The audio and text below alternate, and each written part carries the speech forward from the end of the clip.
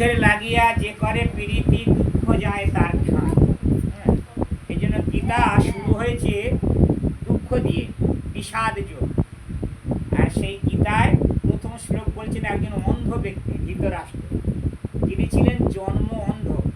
তাহলে গীতা শুরু হচ্ছে একজন অন্ধ ব্যক্তির মুখের কথা দিয়ে। ধৃতরাষ্ট্র বলছেন যে ধর্মক্ষেত্রে কুরুক্ষেত্রে সমবেতা যুযুৎসভা মামকা পাণ্ডবাশ্চৈব পূর্বত সঞ্জয়। এ সঞ্জয় হলো ধৃতরাষ্ট্রের মন্ত্রী বা পরামর্শদাতা। সেই সঞ্জয়কে ধৃতরাষ্ট্র জিজ্ঞাসা করছে, হে সঞ্জয়, ধর্মক্ষেত্রে কুরুক্ষেত্রে, হ্যাঁ কুরুক্ষেত্রে একটা জায়গার নাম, আর সেই কুরুক্ষেত্রে যে যুদ্ধের স্থল সেটাকে ধর্মক্ষেত্র। সেখানে যুদ্ধ করার জন্য কৌরব এবং পাণ্ডবরা একত্রিত হয়েছে। তারপরেও ধৃতরাষ্ট্র বলছে আমার পুত্র পাণ্ডুর পুত্রেরা কি করলো। তা ওটা একটা ধর্মক্ষেত্র, আমাদের দেহটাও ধর্মক্ষেত্র, তাই না? আপনি যদি দেহটা ধর্মক্ষেত্র তৈরি করতে পারেন, এই দেহ দিয়ে যদি ধর্ম করি, এই দেহটা একটা ক্ষেত্র, হ্যাঁ একটা ক্ষেত্রের সঙ্গে তুলনা করা হয়েছে। তাহলে দেহটাকে দিয়ে যদি ধর্ম করি তাহলে দেহটা হবে ধর্মক্ষেত্র, আর দেহ দিয়ে যদি অধর্ম করি তাহলে দেহটা হবে আর ধর্মক্ষেত্র নয়, অধর্ম ক্ষেত্র হবে। এইবারে ধর্ম কাকে বলবে? হ্যাঁ, ধর্ম সম্বন্ধে শাস্ত্র কি বলছে? যে শাস্ত্র বলছে যে বৈদিক সাহিত্য বা বৈদিক ধর্মগ্রন্থ, বিশেষ করে গীতা, ভাগবত, চৈতন্য চরিতামৃত যে নির্দেশ দেওয়া হয়েছে মানব জাতির জন্য, মানুষের কি করা উচিত,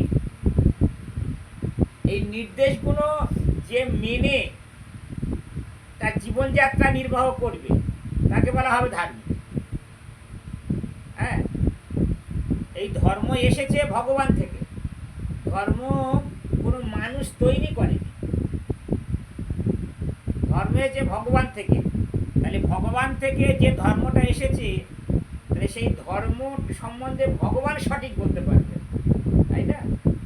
মানব জীবনে কি করা উচিত, এই যে গাইডলাইন, হ্যাঁ শাস্ত্র যেভাবে বলছে, আমরা যদি সেইভাবে জীবন যাত্রা নির্বাহ করি, অর্থাৎ কলিযুগের জন্য যে 4টে পাপ কাজ আছে সেটা দূর করে, আর এই কলিযুগের যে দিব্য নাম হরে কৃষ্ণ নাম জপ করে ভগবানের যদি সেবা অর্চনা করি, তাহলে তুমি ধর্ম করছো, তাহলে তোমার এই শরীরটা ধর্মক্ষেত্র, আর তোমাকে বলা হবে ধার্মিক। আর যদি সেটা না হয়, যদি এর উল্টোটা হয়, তাহলে তুমি ধার্মিক নও, তুমি হলে অধার্মিক। তাহলে দেহটাও ধর্মক্ষেত্র, কুরুক্ষেত্র। কুরুক্ষেত্রেতে কৌরব পাণ্ডবদের যুদ্ধ হয়েছে, হ্যাঁ ঠিক তেমনি এই কুরুক্ষেত্রেও যুদ্ধ হচ্ছে, তাই না? হ্যাঁ, কাম, ক্রোধ, লোভ, মোহ, মদ, মাৎসর্য, এই শত্রুগুলো অহর্নিশি এই ক্ষেত্রেতে যুদ্ধ করছে তাদের আধিপত্য বিস্তার করার জন্য, তাই না? কাম, সে এত শক্তিশালী, আপনি যে অবস্থায় আছেন এতে কাম সন্তুষ্ট নয়, ঠিক আছে? আমার যা আছে এর চেয়ে আরো বেশি দরকার। তার মানে কাম কত শক্তিশালী। টাকা বলুন, গাড়ি বলুন, বাড়ি বলুন, যা আছে আমার আরো বেশি দরকার। আর তার জন্য যদি পাপও করতে হয় তাতে করেও প্রস্তুত।